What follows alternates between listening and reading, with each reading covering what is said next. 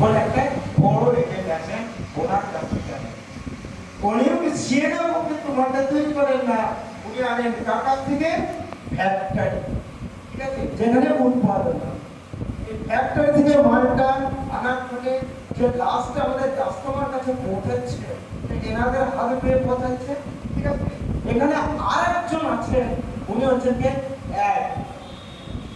এই অ্যাডটা যখন দেওয়া হয় তখন আমাদের মতো সাধারণ ব্যক্তি তো দেয় না, এখানে কে সেলফ তৈরি করে, ঠিক আছে। অমিতাভ বচ্চন, বিরাট কোহলি, ওনারা কিন্তু কোটি কোটি টাকা নেন। আচ্ছা, ওই টাকাটা কার কাছ থেকে আসে বলুন তো? সবই কিন্তু আসে কার কাছ থেকে? কাস্টমারের কাছ থেকে। তাহলে কাস্টমার পরে কিছু আর কিছু নেই। তাহলে এই যে মাত্র ব্যক্তিরা আছেন, এনারা কার উপর দিয়ে ইনকাম করে? কাস্টমারের উপর দিয়ে ইনকাম করে। কি করে? যখন ধরুন ওই ফ্যাক্টরিতে কোনো একটা দ্রব্যের দাম 50 টাকা হলো, তাহলে সেটা যখন এনাদের হাত ধরে আস্তে আস্তে কাস্টমারের কাছে পৌঁছায়, তখন সেই দামটা নিশ্চয়ই 110-15 হয়ে যাবে। কি হবে না হবে না? হবে। 100 টাকা তো হবে, 100 টাকা হবে। তাহলে 100 টাকা যদি হয়, তাহলে আমাদেরকে 50 টাকা বেশি দিচ্ছে। 50 টাকার মধ্যে প্রায় 25% কোথায় চলে যায়? অ্যাডে চলে যায়। বাকি পয়সাটা কারা খায়? এনারা, রিটেলার, হোলসেলার, ডিস্ট্রিবিউটর, সিএনএ, এনারা খায়, ঠিক আছে। এটাকে বলা হয় ট্রেডিশনাল মার্কেট, অর্থাৎ হাতে হাতে কেনা। এবার যে 100 টাকাটা আমরা দিচ্ছি, ওইটা কি করে বাঁচিয়ে করা যাবে?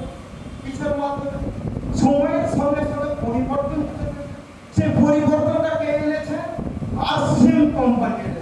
উনি কি বলছেন যে এনারা যে আনছেন শুধু কি টাকাই নিচ্ছে আমাদের কাছে, না কিছু নিচ্ছে? আরো কিছু আমাদেরকে দিচ্ছে, ঠকাচ্ছে। কি করে? ফুড পয়জন, অর্থাৎ অধিক লাভের আশায় এই ব্যক্তিগুলো কি করছে? ডুপ্লিকেট করছে, করছে না? ইয়েস বলেন, করছে তো। টাটার লবণ 28 টাকা দামে, এই টাটার লবণটা যখন আমাদের কাছে আসে, তখন ব্যাপারটা দেখতে পাই টাটা, কিন্তু ওর ভেতরে কি ভরা আছে আমরা প্রমাণ করতে পারি? পারি না। কিন্তু আপনি যখন 500 টাকার নোট নিয়ে যান, 500 টাকা হয়, তখন তো সে 4 না নোট, এটাই ভালো করে। তাহলে কিন্তু আমাকে ডুপ্লিকেট খেয়ে আমাদের কি হয়ে যাচ্ছে? ভেলোর ব্যাঙ্গালোর সব ঘুরে বেড়াচ্ছে। তাই ওই হাত থেকে রক্ষা পাওয়ার জন্য আস্ট্রেল কোম্পানি সময়ের সঙ্গে সঙ্গে এমন ভাবে একটা পজিশন নিয়ে এসেছে। সেই পজিশনটা কি? সেই পজিশনটা হচ্ছে মাঝের ব্যক্তিগুলোকে রাখবার দরকার নেই, ওনারা আমাদেরকে ঠকাচ্ছে, রোগ নিয়ে আসছে। ডাইরেক্ট সেলিং, ডাইরেক্ট সেলিং কে? এই দিকে থাকবে কাস্টমার, আর এই দিকে থাকবে ফ্যাক্টরি, আর এনারা উঠবে এনাদের সঙ্গে যুক্ত হতে। তারা 20% লোক, এনারাও কিন্তু এই আশ্রমে যুক্ত হবে নাকি? জয় আসিম। সংক্ষেপে সারলাম, অনেক বলার আছে, বললাম না, মেনটা দেখে দিলাম।